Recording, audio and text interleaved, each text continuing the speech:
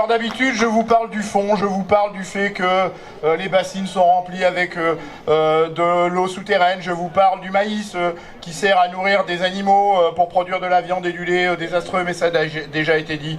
Je vous parle du fait qu'on peut faire de l'agriculture sans avoir recours à l'irrigation et que cette irrigation, ça n'est que pour 6% des agriculteurs qui captent beaucoup d'argent public pour réaliser ces équipements-là.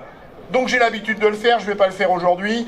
Je vais plutôt parler de la dimension juridique, de la dimension politique.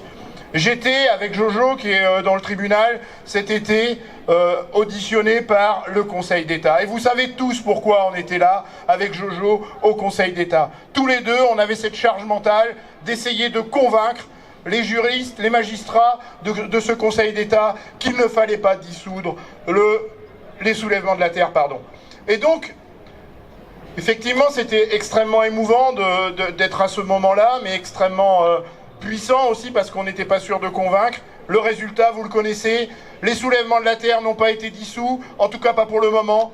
Et donc c'est la preuve, c'est un signe avant-coureur que ce qui se passe pour nos 6 copains-là peut bien finir ce soir. Parce que dans ce pays, et c'est ça qui m'a redonné un peu la foi, il y a peut-être encore un peu d'état de droit, une justice indépendante de l'État qui va probablement comprendre que ce qui se joue ici à Niort est extrêmement important et que ce qui se joue à Niort, c'est l'avenir des générations futures, c'est l'avenir d'une ressource vitale dont on a tous besoin, qui est l'eau. Et donc moi, je pense que dans le prolongement de ce qui s'est passé au Conseil d'État, nos copains vont peut-être sortir du tribunal. C'est toujours émouvant pour moi, libre bien sûr et relaxé. C'est toujours émouvant pour moi parce qu'au tribunal, en ce moment, parmi les 9, il y a des copains de lutte, depuis très longtemps, bien sûr, Julien Leguet, mais aussi Jojo, vous le connaissez tous. Et donc, mes copains de la Confédération Paysanne, parce que je suis aussi adhérent de la Confédération Paysanne, Nicolas Giraud, Benoît Jaunet. Et donc, c'est très émouvant de les savoir là-bas, et nous, essayer comme on peut, les soutenir. Mais beaucoup d'élus de Renaissance et de partis plus à droite nous reprochent notre participation à ces manifestations interdites.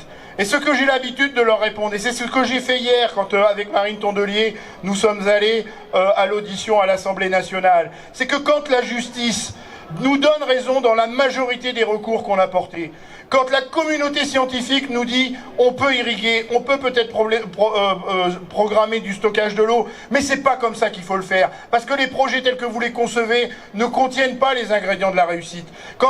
Parce que c'est l'angle mort de ces projets-là. Beaucoup d'argent public est mis sur la table. Et que les citoyens nous disent on ne veut pas que l'argent de nos impôts serve à ces agriculteurs-là, qui sont dans le prolongement d'un modèle qu'il faut qu'on arrête immédiatement. Eh bien, comment est-ce qu'on fait ? Quand c'est précisément le gouvernement, c'est précisément l'État et la préfète en tête qui piétine cet état de droit, quand on a gagné en justice, quand la communauté scientifique nous dit c'est pas la bonne réponse, quand il n'y a pas l'acceptation sociétale, et qu'en plus on interdit les manifestations, qu'est-ce qu'il nous reste, nous les élus, à part être à côté de vous pour défendre justement l'état de droit? Et je vais même plus loin. Je dis que tous les élus qui n'étaient pas à côté de nous, à Sainte-Soline, sont probablement des élus qui ne sont pas attachés à l'état de droit.